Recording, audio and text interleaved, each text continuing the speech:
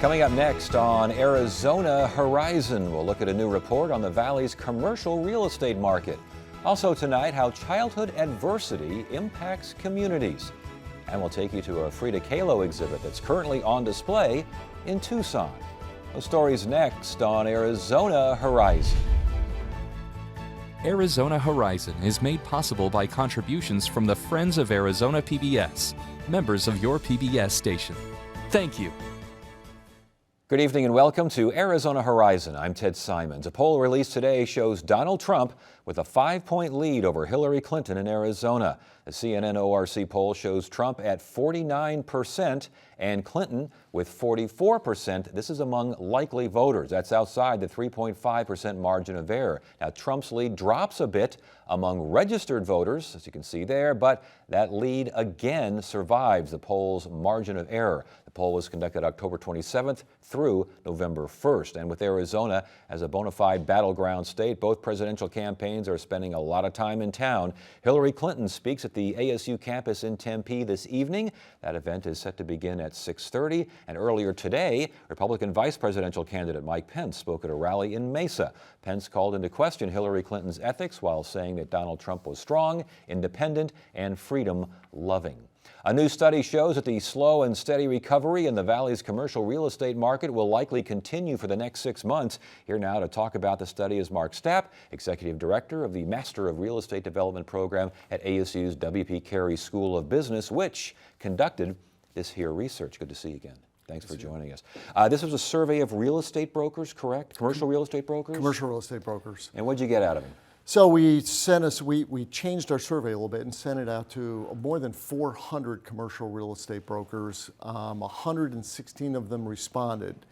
And this is a continuation of work that we've been doing for the last 3 years, looking for trends. And it showed what we sensed, and that is there's a little bit of hesitation and pessimistic feeling that's creeping into the marketplace. Do we know why? I just think it's uncertainty. I think the entire marketplace is a little uncertain about a variety of things. Some of them, things we have nothing that we can do about, the presidential election, what the Fed's going to do. And then, you know, there's other things that are in the marketplace that just make it tougher. Commercial lending regulations. You start adding these things up and there's no single thing, but I think that there's a lot that's going on that's causing a little bit of a pause. One of the questions we asked was, do you think that we're in expansion mode? And we've had very good response. We have had for the third straight period a decline in the percentage of people that said, yes, we're in an expansion. Interesting. As well as if you feel the market is on the upswing, it's usually 100%. Your report says it's usually 100%. It was only 88%. 88%, yeah. Your report also talks about the FUD factor. What's the FUD factor? So that's fear, uncertainty, and doubt. And investors hate uncertainty. Uncertainty is risk because it's hard to predict what's going to happen. And although people may think that real estate investors and developers are wild in their use of money and careless, it's all about managing risk and mitigating known risks. And so when you have unknowns, you can't manage to them as well. And people have a tendency to pull back. Are there certain areas around town that folks are more optimistic about perhaps than others? Yeah, but I think a couple of things that we see in this marketplace. One of them is differentiation by product type and by submarket. But even by submarket, you know, some of the conversation has crept from submarket to micro markets. So it's not that the downtown Tempe or the area around ASU is a good submarket. You now have to be really precise about identifying specific locations within that submarket to look at what's likely to be successful. But you know, we see a lot of the activity in the west side. Downtown Phoenix, very active, and certainly the multifamily marketplace continues to do well, but even we see a little bit of, I wouldn't call it contraction, but we see a few changes in this just kind of upward trajectory that we've been on with multifamily. Retail, very difficult. except for very small local opportunities, a lot of them around food. But the retail market has been tough. Scottsdale Fashion, Kierland, Quarter, some of the other bigger malls doing okay. You mentioned the west side. How far west are we talking about here? And are these sub-markets again, or these bigger kind of projects? There's submarkets. So the west side, we see opportunities with industrial. I mean, industrial's done fairly well. I've talked to a couple of the industrial brokers, and they're having the best year that they've ever had. Interesting. Manufacturing a little bit, so we've had a lot of talk in the political atmosphere about manufacturing going away. We see some things happening in that segment of the market too, and a lot of it airport, West Valley, office, multifamily, and some of those lifestyle retail things, Scottsdale, Southeast Valley. Yeah. Your report also mentions that billions of dollars are on the sidelines right now, just waiting to jump in. What gets them in the game? I think we have to see in this particular metropolitan area a little bit more economic development occurring. I think we've got some really good economic development people in place, the City of Phoenix and GPAC and organizations like that.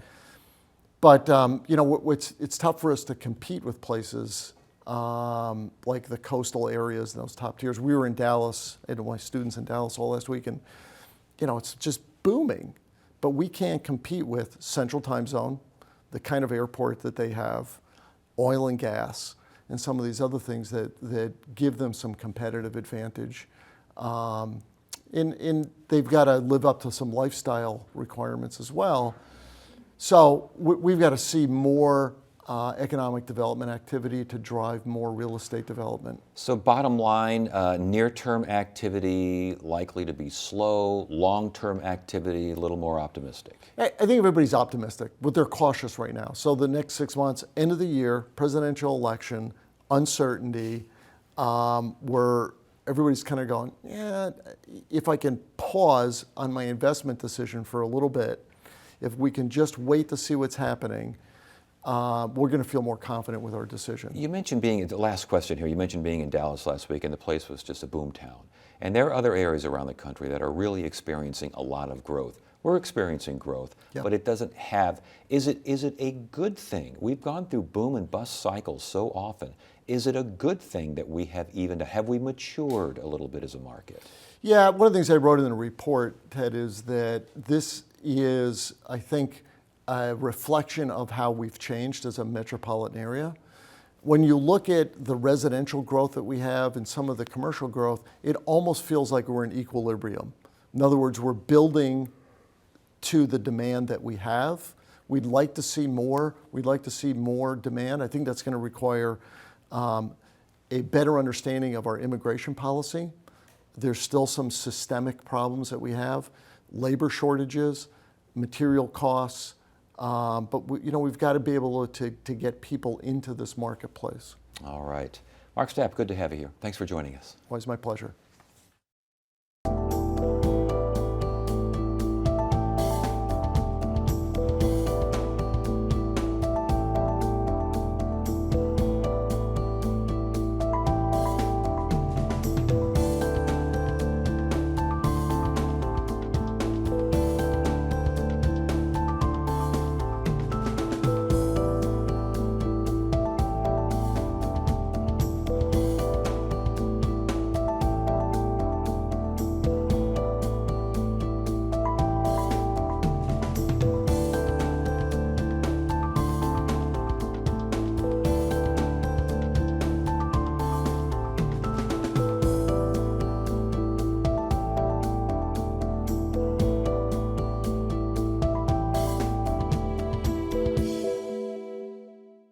Get the inside scoop on what's happening at Arizona PBS.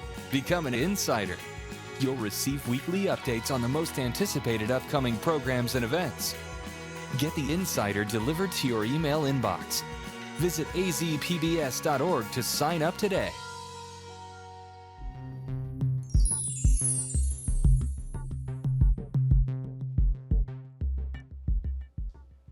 Tonight's edition of Arizona Giving and Leading focuses on the third annual Adverse Childhood Experiences Forum, which was held this morning. The event was sponsored by Phoenix Children's Hospital and the Dion Initiative. The forum included the release of a new study that looks at the impact of adversity on the well-being of communities. Joining us now is Nicole Stanton, the founder of the Dion Initiative, and Dr. Vinny Chilani, Section Chief for Adolescent Medicine and Medical Director for the Homeless Youth Outreach Program at Phoenix Children's Hospital. Good to have you both here. Thanks for joining us. The ACEs Forum. This is the acronym here. What are we talking about? What is this all about? Well, ACEs are, as you mentioned, adverse childhood experiences, and they range from violence in the home, drug use in the home, an incarcerated parent, any kind of violence perpetrated on a child, be it sexual, emotional, physical. Think of any bad thing that a child might experience. Those are adverse childhood experiences, or ACEs as they're called. And the idea is to look at how these individual experiences or things that might happen in a home affect the community? Well, not just the community, but the individual child. So really what the study shows is the effect of these ACEs on a child's long-term health. And that is not a good correlation. These ACEs have long-term health consequences for children. Talk about those long-term consequences. Can't be good, obviously. Sure, absolutely. So what we find is that brain development really continues from all the way before birth, all the way to adulthood. And there's a constant process of brain remodeling that goes on. And when children are exposed to toxic stress, when they're exposed to adverse experiences in childhood, emotional abuse, physical neglect, it really changes their neurobiology. It activates their fight or flight response. And that changes the way your brain is wired. And what we find is that the more ACEs exposures children have had, the more likely they are in the future to develop health problems, not only physical health problems, but emotional health problems. What we're seeing in adults, for example, is that those who have had greater exposure to ACEs are more likely to suffer from asthma. They are more likely to have shorter life expectancy, greater rates of chronic health disease, higher likelihood of depression, greater incidence of having contemplated or attempted suicide. The impact is really tremendous and lifelong. As far as the research on these ACEs on kids as they grow into adults, evolving all the time? Yeah, of course. I mean, it's updated routinely, but the studies from a couple of years ago show that Arizona's children are not faring well compared to their national counterparts. Talk more about that, because I was going to ask if Arizona presents special challenges along these lines. Yeah, it does. The incidence of one ACE in children is higher in Arizona, and the incidence of children having more than one ACE is higher in Arizona's children. And when you talk about having more than one ACE, in card games that might be a good thing, but here it is not. When you couple ACEs together, the things that Dr. Chilani was talking about in terms of the health consequences, those numbers really go up when you couple ACEs together.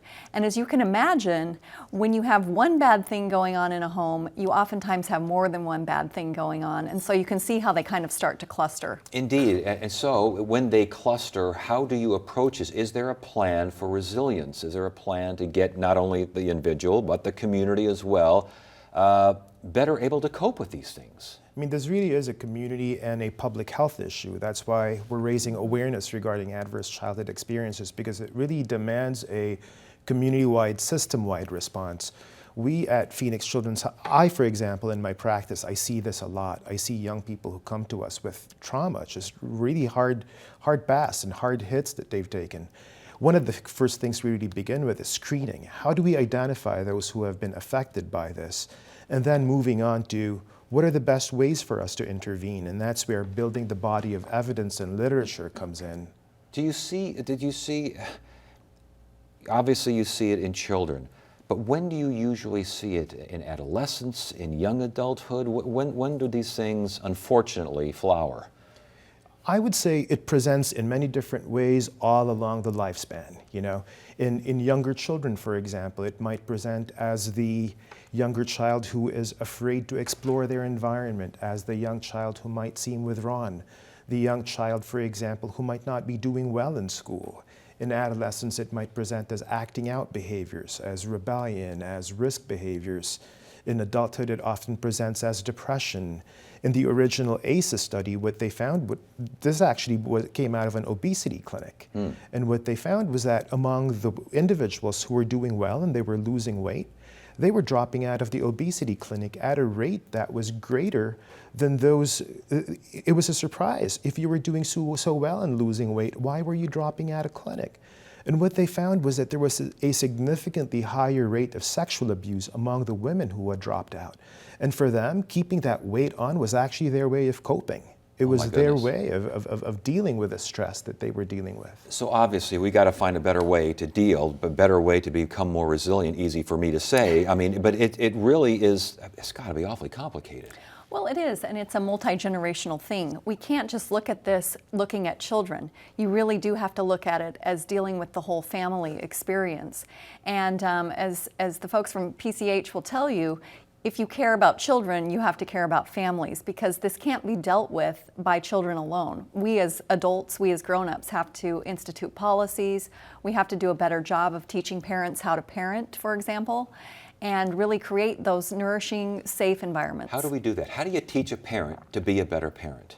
There's a lot of programs out there that actually do that, and there's some, as we talked about this morning, that Department of Health Services are implementing. Triple P is one of them that I'm familiar with, and the results coming out of those programs are really promising. Okay, so that's a nice thing to have something promising coming out of all of those programs, and obviously this report, the idea is to get some stuff done. What do we take from this report? Where do we go from here? I think that raising awareness about the impact of ACEs in the community and the extent of its reach and the number of adults that are affected by it, and gathering that data is really the first place. It's where we begin. I think from here it's about translating that knowledge into action, into screening and identifying individuals, and finding out how do we intervene and what are the best ways to do it. And does the report have conclusions and recommendations and such? Some of the recommendations that are in the report really include, there are things we know make a difference. Supportive relationships, healthy attachments, healing relationships. We know that these make a difference. We know that there's a set of factors that promote healthy families and healthy communities. Investments in early childhood education, in quality childcare, in parent support programs. These are the common sense things, and these are easy investments to put in place. All right, the ACEs Forum and the ACEs Report. Good to have you both here. Thanks so much for joining us. We appreciate it.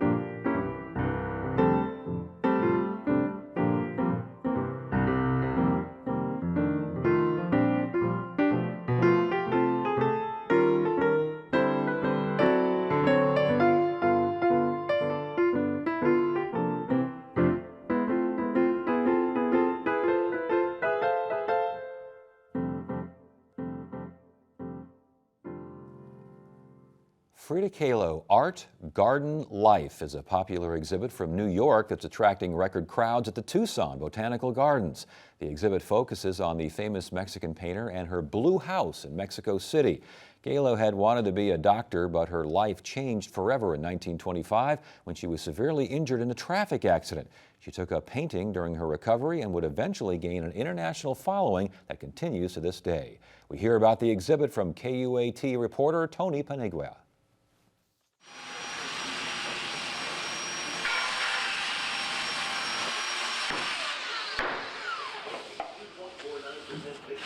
A couple of years ago, I was at an American Public Garden conference meeting, and one of my colleagues, Karen Dobman, who's the vice president of exhibition for the New York Botanical Garden, mentioned to me that they were awaiting to hear about a grant award.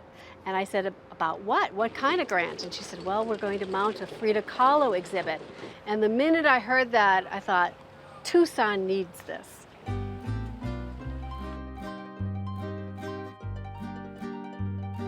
We hosted the exhibition May to October 2015, and we had been working on it for 3 or 4 years in advance. We typically do several flower shows each year, and we have a 250-acre garden, so the venues are spread out. And we were able to secure a National Endowment for the Humanities grant, but in order to get that, they really want the work that you put into an exhibition to live on. And so we immediately started looking for partners, and the Tucson Botanical Garden seemed to be a perfect fit. And I thought, I don't know how we're going to do this, but she said, so what parts of this exhibit do you want? And I said, I want everything, except the artwork we couldn't accept and a few historical items. I said, just pack it all up and ship it. We'll get it shipped. And Pima Community College was able to recreate it and rebuild it. And it has just been a labor of love of the entire community partnering to make sure this happens.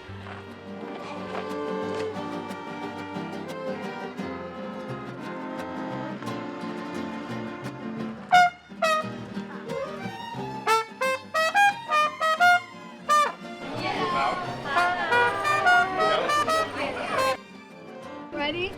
2, 3. There we go. It's open. This is not only a celebration of Frida Kahlo as a Mexican, it's a celebration of Frida Kahlo as a universal human being.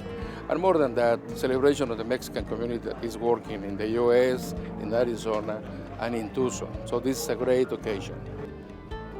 Oh, I think it's wonderful. It's the colors, the vibrancy, the blue and the marigolds, the bright orange, and it's just so creative. It's fun. The Casa Azul is outside of Mexico City, so in New York, it was an internal exhibition with some outside aspects, and then a gallery and poetry walk.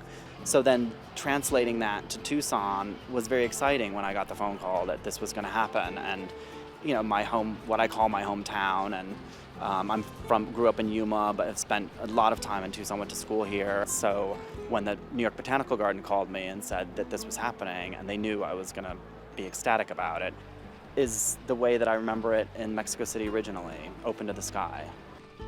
This is amazing, and I'm thrilled to see all of the love and creation that the New York Botanical Garden put into this exhibition, living a longer life here in Tucson.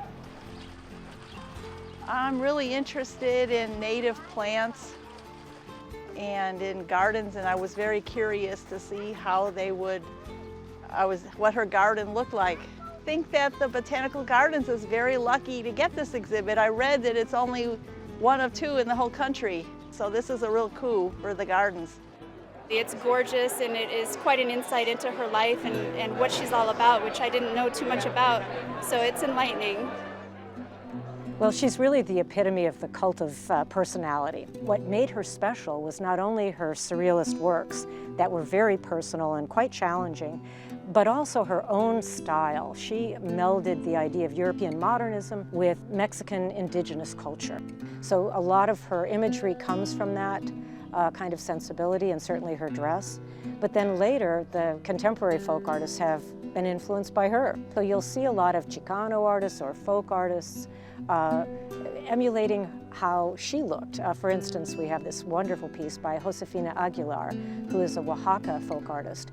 And in our collection, we have a double-headed Frida. And again, it's sort of putting her on this special cult celebrity status of putting her on a pedestal for being kind of a champion of the folk artist from Mexico. And then we have another artist, David Teneo, who's a well-known Chicano artist, a mural artist from this area, and he's often painted her image. And then I think when you go to see the festivities around Dia de los Muertos, a lot of people will dress up as Frida. So she's become almost as much of an icon as the Virgin of Guadalupe, because it's such a recognizable image. We hope that people feel that same inspiration when they come here and they read about Frida Kahlo and how nature inspired her to do the work she did.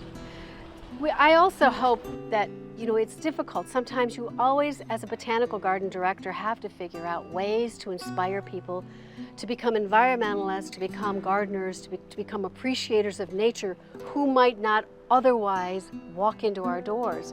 So this just gives us another opportunity to make a connection with someone who might not be a botanical garden aficionado or even an appreciator, and show them all that we have to offer which is much more than even Frida Kahlo. There's a lot of many components in this wonderful urban garden in the middle of Tucson.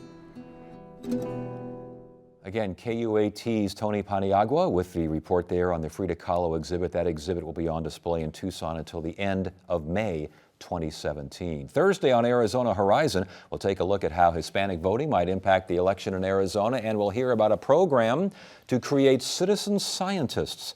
That's on the next Arizona Horizon. That's it for now. I'm Ted Simons. Thanks for joining us. You have a great evening.